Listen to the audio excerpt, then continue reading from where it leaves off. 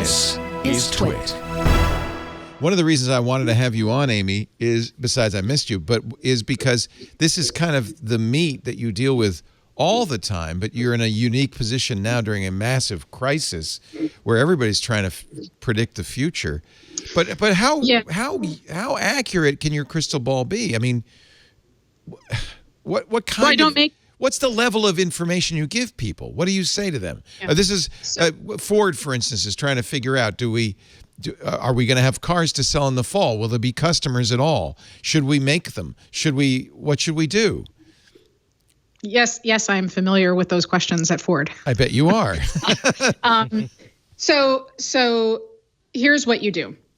We have this like little diagram I'll post later somewhere, but it's a cone. A futurist. So my job is not about predictions. It's about preparation. And that's not a hedge. That's just acknowledging the complications of multivariate equations, right? We're dealing with too many variables. Right. So instead of using a timeline to mark between now and the future, we use a cone. And the further out in time you go, the more uncertainty there is. Therefore, we have a wider spectrum of possibilities. But whatever we do in the near term, we have to do thinking about downstream implications. And we also have to imagine a plausible future state and reverse engineer that back today. And the analogy that I've been using a lot is one that maybe the two of you don't have to deal with where you live, but I do. And that's driving on a slippery, ice-covered road.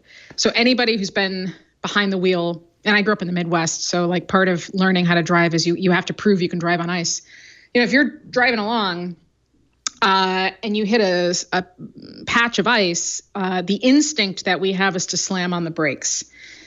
And of course, that's the wrong thing to do. And I think everybody sort of understands that, but it's good to ask why. And the reason is because if we slam on the brakes, you could theoretically steer the car to safety if you were in charge of every single variable. If you knew exactly what the PSI of all four of those tires were, you knew exactly how tight the transmission, and the gear shift and everything else was, you knew exactly what the incline was. Basically, you had to be like omniscient, but we're not. So instead, when you hit an icy patch, you're supposed to steer into the slide, which feels wrong. But you do that while looking at the road ahead. And that sort of slows down what's happening. To me, that situation is analogous to the one that we're in right now. So there's all these data coming in from everywhere, right? Which is kind of like being on this road where you're sliding out of control. And the issue is everybody wants to slam on the brakes and go back to normal, right? Which is where we get all of these, how soon does the economy reopen? How soon do we go back to school?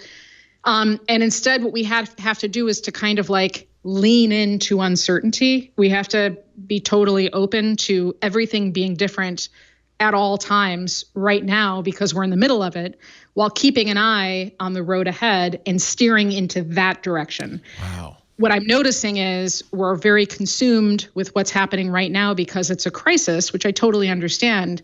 But I don't see enough people with one eye on the road ahead steering us into a direction. And I think that's the biggest problem that we're facing right now, even though I know the immediate problems feel much more acute. And that's when you look at what Google and Apple are doing with, they're not calling it contact tracing, they're now calling it something else with Bluetooth. And the fact that all of that came out of the private sector, and we don't know what the road ahead looks like, or even if having all of those data, what does that really do?